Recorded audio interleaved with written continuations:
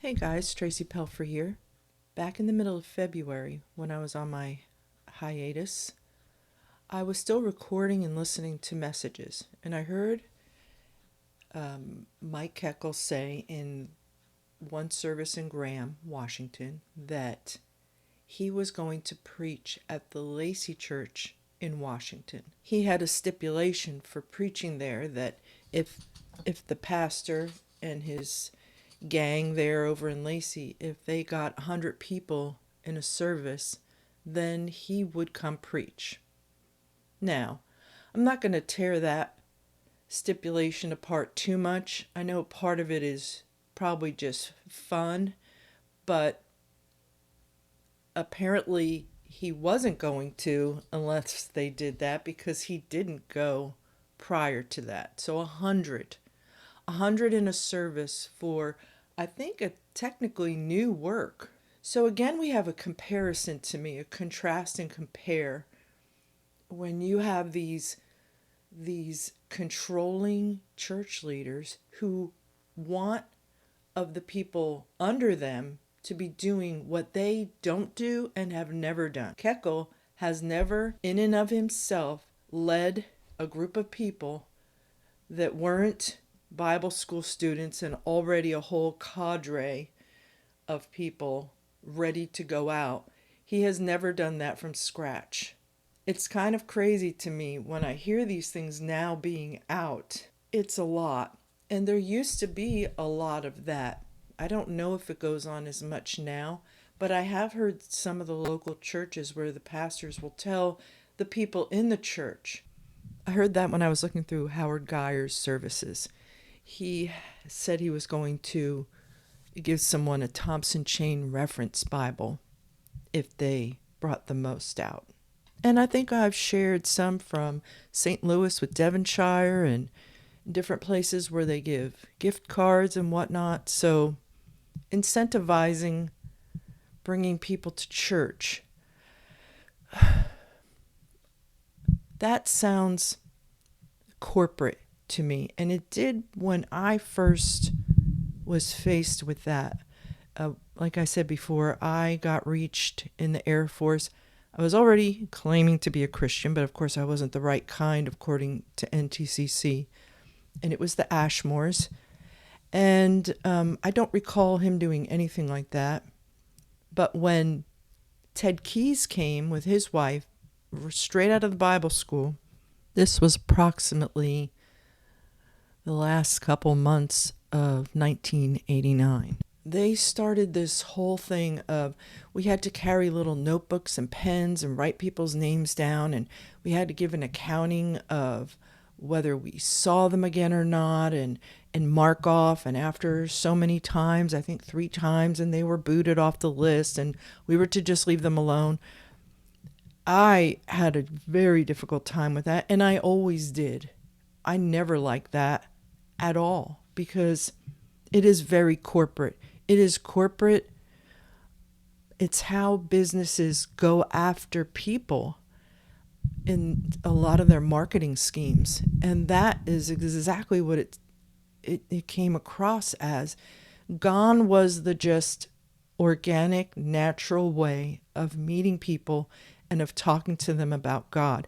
I don't think there's anything in the Bible, aside from all the stuff about they have to come to a church building. NTCC firmly believes that. They don't want you talking to people and trying to lead them to Christ and just leave it at that. They want them in the house of God, so that they can give, because they believe tithe or hell. And if you forgot that they believe that, let me remind you of the leader, the CEO, as Germain will refer to him here. Let's remind you of that. Preachers of today, they're afraid to tell the people, hey, you got to pay tithe or go to hell. I gotta say, this dude's the only one who said it before taking up an offering. I've only ever heard him say it this one time. And he was referring to preachers in other churches, not his own.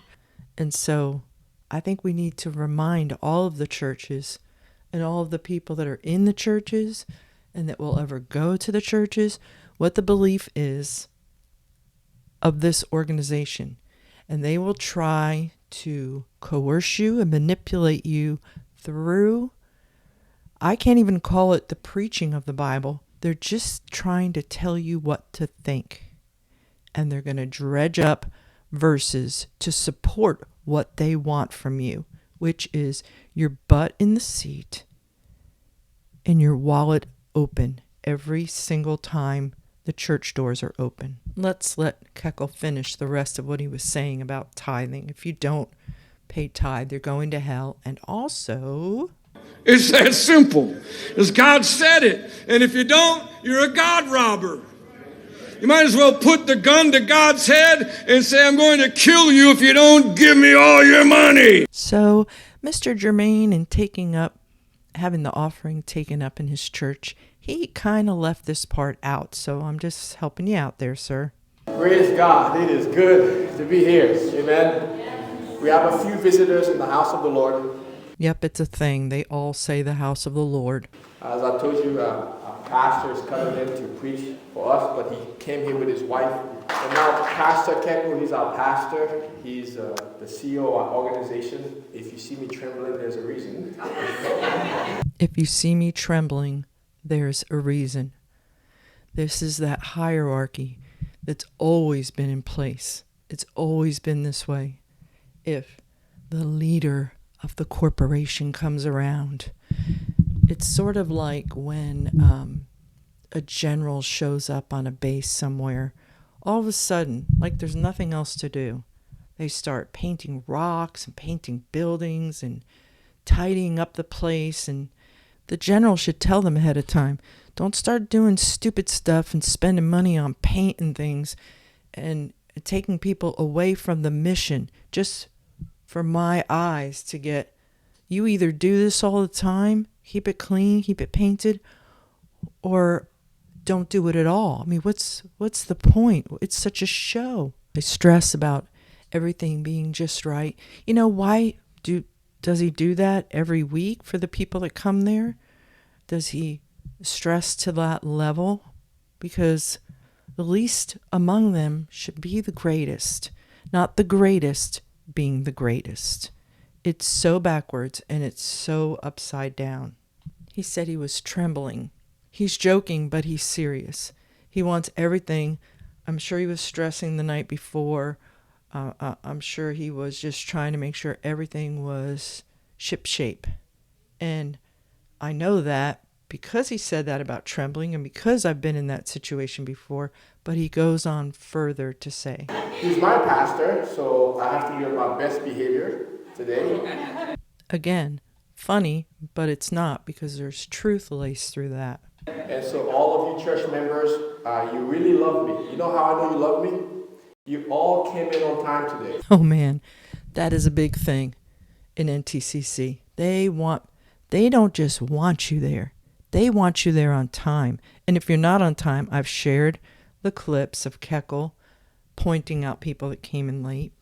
I've shared clips of Crane saying that and a few others. They don't like it. They are the man of God and they don't want to be interrupted. And so he is saying that to these people and using the opportunity. It's not, who cares? Who cares if they wander in 15 minutes after it starts? If that's when they could get there, if that's when they felt like getting there. Is church supposed to be this appointment? Is church supposed to be this sacred time in a sacred place? It's not. There's nothing biblical that says that. They've created this house of God effect where you have to be in there. That's where God is. That's where you're going to get your blessing. You can't get it outside of the house. You better be on time. And he's revealing here what one of his stresses was, that people were going to come in late with the man of God preaching in the house of God. They put on a show today. It was a show. It was a paint job. And you proved me wrong. You proved to me that miracles still do happen. So he will be coming to minister the word of the Lord for us, and we are really appreciate him. He's a great man of God. I wish he would define great man of God. What makes him a great man of God? Are you, Germain, a man of God? What is a man of God? I wish somebody would define it in NTCC. But KEKEL is not just a man of God. He's a great man of God. Apparently he's done some great things. I wonder what those are. Could someone enumerate them? I mean, I know he builds mansions very well and refurbishes homes and flips homes and has a bunch of for-profit LLCs. And he knows how to go on a nice 2-week European cruise. Yes, I'm being snarky. And yes, I keep mentioning that because it's obscene. Because no one else can do that. No one. Only the great man of God and his wife can do that. But do those things make a man great? Did he deserve those? Does he deserve those? Are those blessings from God because he's a great man of God? I'm confused. It's been a blessing to us through the many years. I've sat under his teaching for years and years and years. Well, one of his teachings like this. The dad is to rule the family and everybody in it. A reverence that causes us to not get out of line. To not get out of line. If your wife gets out of line and starts jacking you up and getting in your face, just tell her, you need to close your pie hole. I run this house, not you.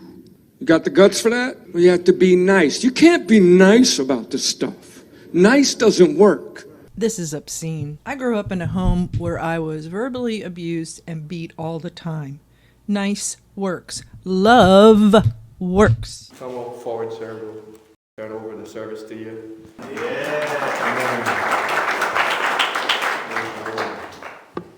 I noticed I was meeting people before service and met quite a few military personnel. We appreciate you a lot. They appreciate your paycheck.